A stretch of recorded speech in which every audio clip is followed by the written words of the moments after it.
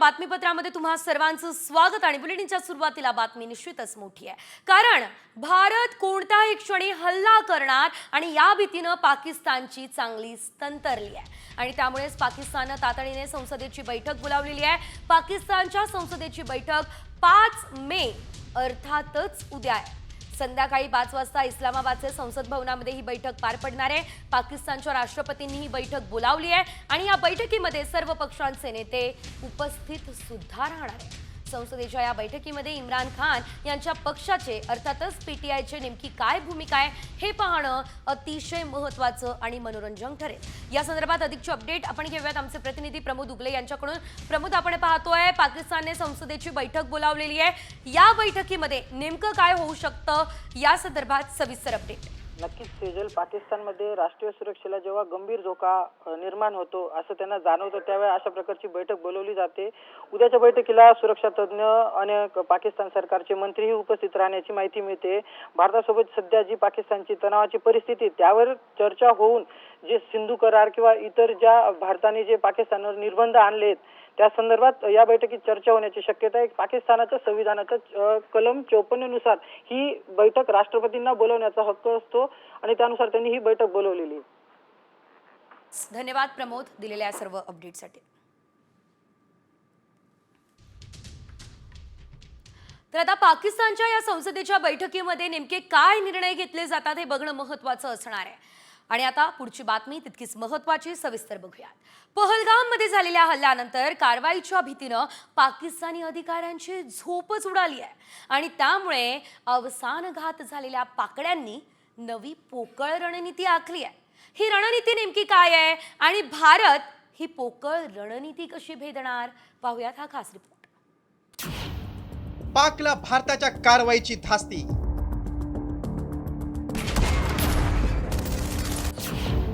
पाकिस्तानी नेत्यांची झोप उडाली। आयएसआय प्रमुखांवर सोपवली मोठी जबाबदारी।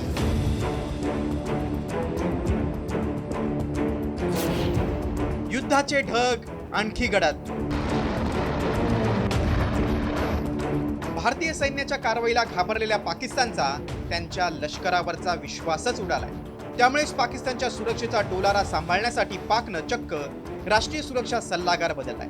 पाकिस्तानची गुप्तचर यंत्रणा आयएसआयचे प्रमुख मोहम्मद आसिफ मलिक यांना थेट पाकचे राष्ट्रीय सुरक्षा सल्लागार म्हणजे एनएसए म्हणून नियुक्ती करण्यात आली। मलिकांची नियुक्ती पाकला भारतीय सैन्याच्या कारवाईपासून वाचू शकेल का, याकडे आता सगळ्यांचं लक्ष आहे, कारण दोन्ही देशांमध्ये युद्धाचे ढग आणखी गडद झालेत। कोण आहेत आसिफ मलिक ते पाहूया। पंजाब प्रांतातील सरगोदा जिल्ह्यात आसिफ मलिकांचा जन्म 1989 मध्ये पाकिस्तान मिलिटरी अकादमी मधून प्रशिक्षण, बलुचिस्तान आणि दक्षिण वजिरिस्तान भागांमध्ये इन्फंट्री ब्रिगेड आणि डिव्हिजनचं नेतृत्व, लष्कराच्या जनरल मुख्यालयात जनरल म्हणून कार्यरत, आयएसआयचे 31वे महासंचालक म्हणून जबाबदार, पाकच्या लष्करी शैक्षणिक संस्थांमध्ये प्रशिक्षक होते। माजी आयएसआय प्रमुख फैज हमीद यांच्या कोर्ट मार्शल प्रक्रियेचं नेतृत्वही त्यांनी केलंय। पहलगाम हल्ल्यानंतर भारतीय सैन्य कारवाईच्या तयारीत आहे, त्याच भीतीनं पाकनं मध्यरात्री एनएसए म्हणून आसिफ मलिकांची नियुक्ती केली। या नियुक्तीआधी पाकच्या माहिती प्रसारण मंत्री अताउल्ला तरार यांनी भारताच्या कारवाईची भीती व्यक्त केली होती। पाकिस्तान के पास मुस्तनद इंटेलिजेंस इतलात हैं कि अगले 24 से 36 घंटों में पहलगाम वाक़े से जुड़े बेबुनियाद और खुद साख्ता इल्जामात को बुनियाद बनाकर भारत पाकिस्तान के खिलाफ फौजी कार्रवाई करने का इरादा रखता है। भारताच्या गुप्त कारवायांचा थांगपत्ता नसणारे आयएसआयचे प्रमुख आता पाकला काय सल्ला देणार, हा खरा सवाल आहे। दहशतवाद्यांना पोषणारं आयएसआय आणि त्याचे प्रमुख राष्ट्रीय सुरक्षा सल्लागार झाल्यानं दहशतवाद्यांपासून पाकला लांब राहण्याचा सल्ला देतील का, की दहशतवाद्यांना पोषण्यासाठी नवीन युक्त्या पाकला सुचवतील, याकडे सगळ्यांचं लक्ष आहे। ब्युरो रिपोर्ट, साम टीव्ही न्यूज। तर त्यामुळे आता पाकिस्ताननं थेट अधिकारी जरी बदललेला असला तरी देखील याचा परिणाम आता आगामी काळात कसा होतो हे बघणं महत्त्वाचं असेल. पुढे एक मोठी बातमी आहे. सीमेवरील वाढत्या तणावाच्या पार्श्वभूमीवर भारतानं सुद्धा मोठा निर्णय घेतलेला आहे. सैन्याला दारुगोळा पुरवठा करणाऱ्या सर्व आयुध निर्माण कारखान्यांमधील कर्मचाऱ्यांच्या सुट्ट्या रद्द करण्यात आलेल्या आहेत. कर्मचाऱ्यांना तात्काळ कामावरती आता रुजू होण्याचे आदेश देण्यात आलेले आहेत. भारतानं मोठा निर्णय घेतलेला आहे. सीमेवरती तणावाचं वातावरण दिसतंय आणि त्यामुळे ज्यांच्या सुट्ट्या होत्या त्या सुट्ट्या रद्द करण्यात आलेल्या आहे आणि लगेचच कामावर रुजू होण्याचे निर्देश देण्यात आलेले आहेत.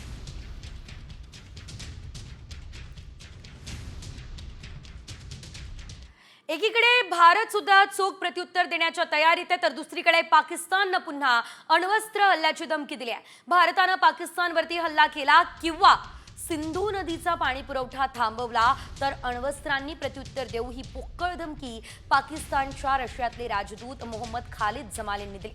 भारताच्या लष्करी कारवाईच्या योजनांबद्दल आमच्याकडे ठोस पुरावे आहेत असा दावा सुद्धा त्यांनी या दरम्यान केला असल्याचं बघायला मिळतंय.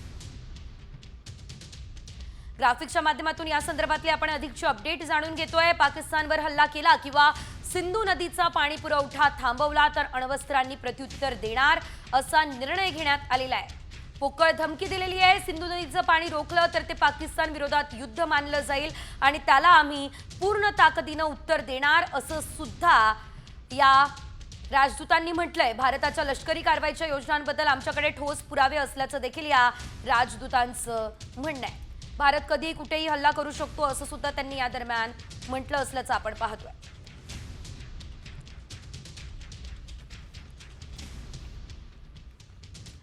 तर आता हे जे पाकिस्तानचे राजदूत आहे त्यांनी तर पोकळ धमकी दिली, मात्र याला भारताची काय प्रतिक्रिया किंवा उत्तर असेल हे बघणं महत्त्वाचं. पहलगाममध्ये झालेल्या हल्ल्यानंतर भारतानं पाकिस्तान विरोधात एक मोठी रणनीती आखली. पाकड्यांची जमीन, पाणी आणि हवेतही कोंडी केली. नेमकी भारताची रणनीती काय आहे पाहूयात या खास रिपोर्टमध्ये. भारताचा प्लॅन, एक घाव 3 तुकडे.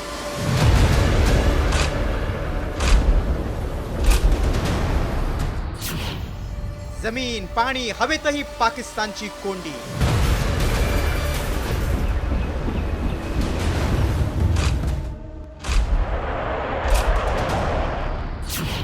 भारताचा स्ट्राईक, पाक कंगाल होणार. पहलगाम हल्ल्यानंतर भारतानं वेगवेगळ्या आघाड्यांवर पाकिस्तानची नाकेबंदी सुरू केली. आधी सिंधू करार रद्द करत पाकिस्तानला तगडा झटका दिलाय तर दुसरीकडे वाघा आणि अटारी बॉर्डर बंद करत देशातून पाकिस्तानी नागरिकांची हकालपट्टी केली. हे कमी होतं की काय? आता भारतानं थेट पाकिस्तानची हवाई कोंडी केली आहे. त्याचा नेमका काय परिणाम होणार आहे पाहूया. हवाई हद्द बंद केल्यानं पाकिस्तानला दरमहा $2,28,00,000 तोटा. Thailand, Bangladesh, Myanmar, Sri Lanka, Malaysia प्रवासाला वेळ लागणार. दक्षिण आशियाई देशांसाठी चीन, थायलंड मार्गे जावं लागणार. प्रवासाचा खर्च वाढल्यानं पर्यटक घटण्याची शक्यता. पाकिस्तानचा दक्षिण आशियाई आणि आग्नेय आशियाई देशांसोबतचा व्यापार मंदावण्याची शक्यता.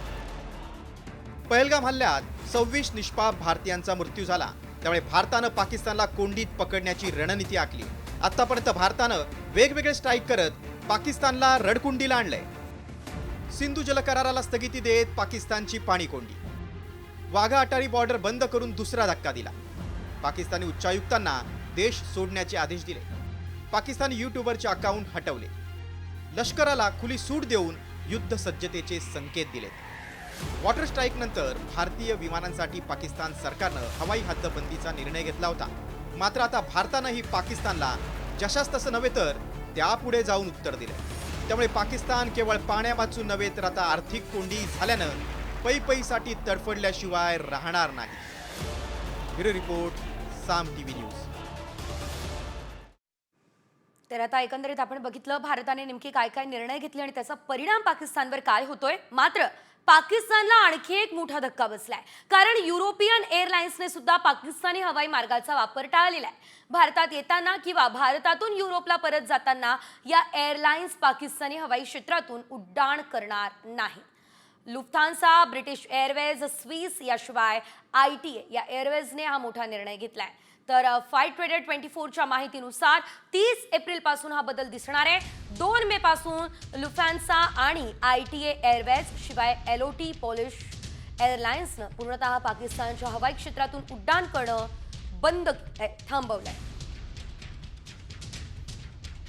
कोणत्या फ्लाईट्सवरती परिणाम झालाय? Munich Delhi, Frankfurt Mumbai, Frankfurt Hyderabad, Bangkok Munich आणि रोम दिल्ली या फ्लाईट्सवरती परिणाम झालेला आहे.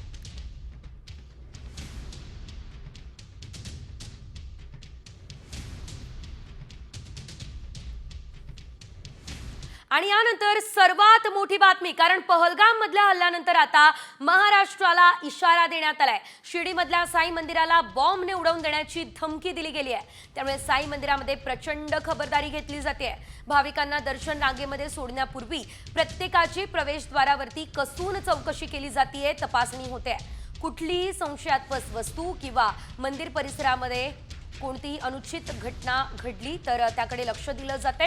साईंचं शिर्डी देवस्थान हे राज्यातलंच नाही तर देशातलं सर्वात मोठं आणि सर्वात महत्त्वाचं देवस्थान आहे आणि त्यामुळे मंदिर उडवण्याच्या धमकीमुळे एकच खळबळ उडाली असल्याचं दिसतंय. पहलगाम नंतर हा खरंच एक मोठा इशारा आता मानला जातोय.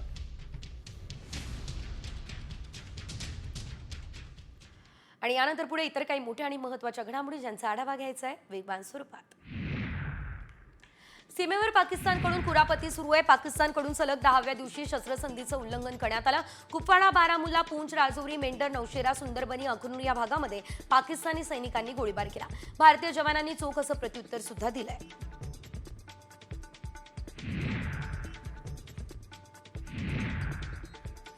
पाकिस्तानने पुन्हा अण्वस्त्र हल्ल्याची धमकी दिली असल्याचं बघायला मिळतंय. भारतानं पाकिस्तानवर हल्ला केला किंवा सिंधू नदीचा पाणी पुरवठा थांबवला तर आता अण्वस्त्रांनी प्रत्युत्तर देऊ, ही पोकळ धमकी पाकिस्तानच्या रशियातले राजदूत मोहम्मद खालिद जमाली यांनी दिलेली आहे. तर भारताच्या लष्करी कारवाईच्या योजनांबद्दल आमच्याकडे ठोस पुरावे आहेत असा दावा सुद्धा त्यांनी केलेला आहे.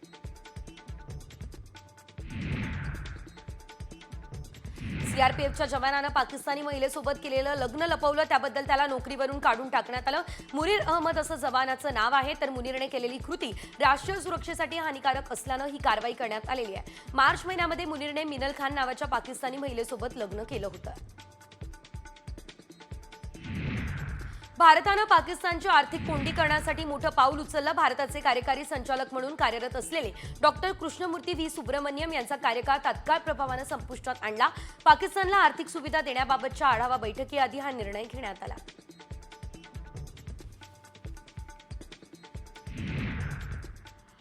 पालकांनो आणि विद्यार्थ्यांनो आता लक्ष इकडे द्या, कारण ही बातमी तुमच्यासाठी सर्वात मोठी आहे. 10वी आणि 12वीच्या निकालाची प्रतीक्षा आता संपली आहे, कारण लवकरच 10वीचा आणि 12वीचा निकाल लागणार आहे. 12वीचा निकाल 15 मे पर्यंत लागेल तर 10वीचा निकाल 5 ते 10 जून दरम्यान लागणार आहे. लवकरच या संदर्भात तारखा जाहीर होतील. तर यंदा 10वी आणि 12वीच्या मिळून 21 लाख विद्यार्थ्यांनी परीक्षा दिली आहे आणि आता त्यांच्या निकालाची प्रतीक्षा लवकरच संपुष्टात येणार आहे.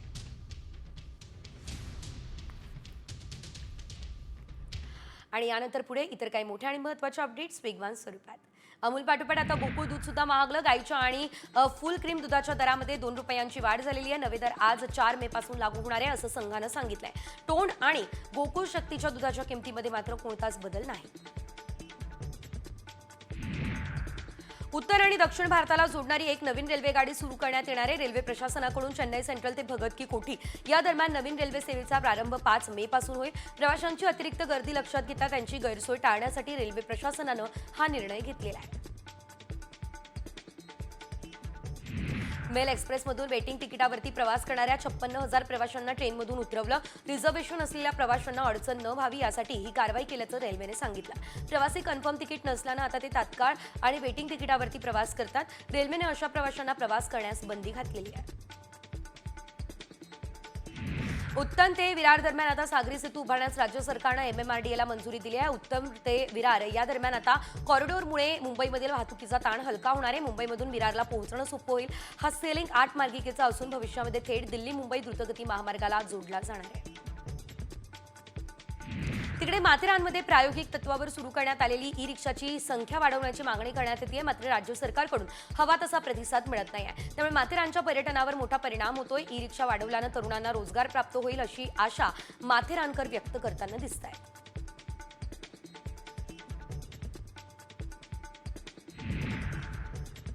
हिंगोली जिल्ह्यामध्ये सूर्य आग ओकतोय. बळीराजानं आपल्या कामाच्या वेळेमध्ये बदल केलाय. सकाळी 6 ते 9 आणि सायंकाळी 4 ते 7 या वेळेमध्ये शेतीमधील मशागतीची कामं पूर्ण केली जात आहेत. उन्हापासून स्वतःचं संरक्षण व्हावं यासाठी कामाच्या वेळेत हे बदल करण्यात आलेले आहेत.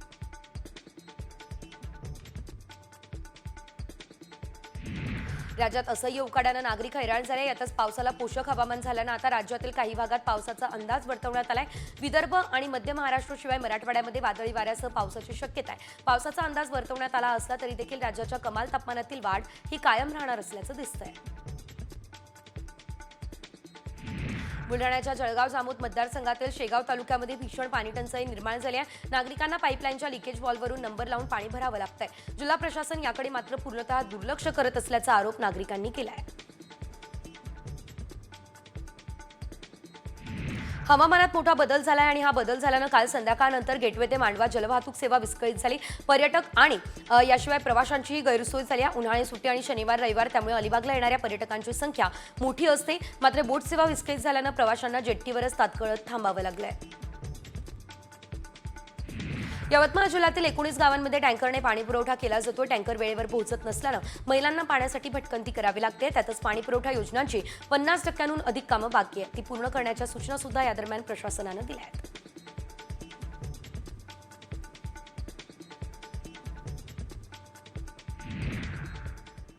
आणि आता पुढची बातमी राड्याची आहे. श्रीवर्धनमध्ये मुजोर परप्रांतीय तरुणाला मनसैनिकांनी चोप दिलाय. एका रहिवाशी सोसायटीमध्ये तो स्थानिकांना दमदाटी करत होता. मनसैनिकांनी सोसायटीच्या कार्यालयामध्ये त्याला अद्दल घडवलेली आहे. तर मारहाणीचा व्हिडिओ देखील आता मोठ्या प्रमाणात व्हायरल झाला असून समोरही आलेला आहे.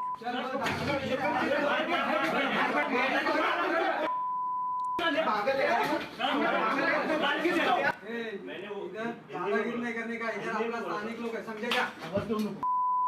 आवाज कम करने का इधर, बोल डाले, समझेगा? मला पण धुवायचे आहे, मला पण धुवायचे आहे.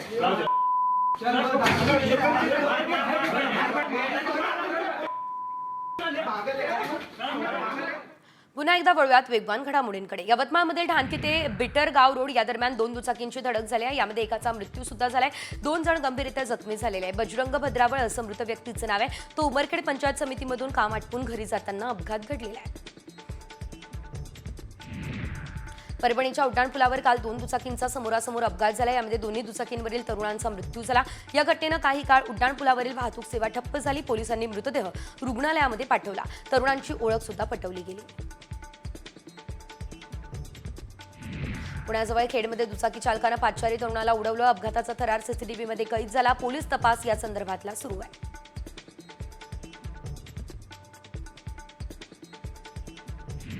जळगावमध्ये 3 महिलांचं मंगळसूत्र चोरी झालंय. 2 दिवसांमध्ये 3 घटना घडल्या. त्यामुळे परजिल्ह्यातील टोळीचा संशय पोलिसांना आता येतोय. सुमारे 50,000 रुपये किमतीची चोरी 2 दिवसांमध्ये झाली आहे. जळगावमध्ये एका तरुणाची निर्गुण हत्या झालेली आहे. आकाश भावसार असं त्याचं नाव आहे. त्याला जिल्हा रुग्णालयामध्ये दाखल करण्यात आलंय. मृत घोषित करण्यात आलं. दरम्यान पोलिसांकडून आरोपीचा शोध सध्या घेतला जातोय.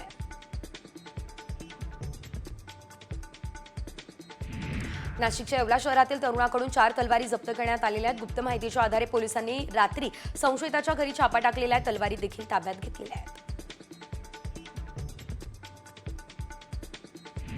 पुणे महानगर प्रदेश विकास प्राधिकरण हद्दीतील 3 ठिकाणी अनधिकृत होर्डिंगवरती कारवाई झाली. यामध्ये 39 पत्राशेड, आरसीसी कट्टा, कंपाऊंड वॉल आणि टपरी जमीनदोस्त करण्यात आले. त्यामुळे रस्त्यावरील वाहतूक कोंडी कमी होण्यासही मदत होते आहे.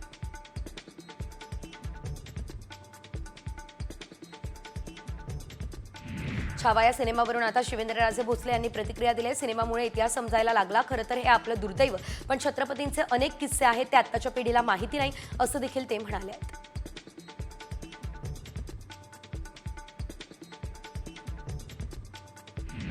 तुळजाभवानी मंदिरात आता बोगस व्हीआयपींना थेट दर्शन बंदीचा निर्णय घेण्यात आलाय. व्हीआयपी दर्शन पासेसमध्ये भ्रष्टाचार केला जातोय अशी तक्रार आहे. खासदार ओमराजे निंबाळकर आणि आमदार कैलास पाटील यांनी ही तक्रार केली आहे. शिवाय भाविकांकडून देखील अनेक तक्रारी येत होत्या आणि त्याच अनुषंगानं मंदिर प्रशासनानं हा निर्णय घेतला असल्याचं दिसतंय.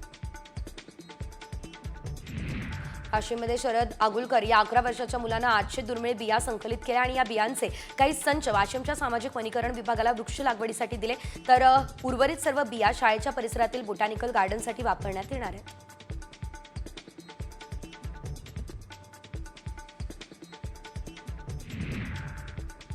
नागपूर जिल्ह्यातल्या सर्व पेट्रोल पंपांवरती शनिवारी 10 मे पासून डिजिटल पेमेंट स्वीकारलं जाणार नाही. विदर्भ पेट्रोल असोसिएशनचा हा निर्णय. काही बनावट व्यवहारांमुळे पंप चालकांच्या खात्यांमध्ये लाखो रुपयांची रक्कम गोठवली जाते. सायबर क्राईम विभागाकडून देखील सहकार्य मिळत नाहीये, त्यामुळे आता हा निर्णय घेतला गेलेला आहे.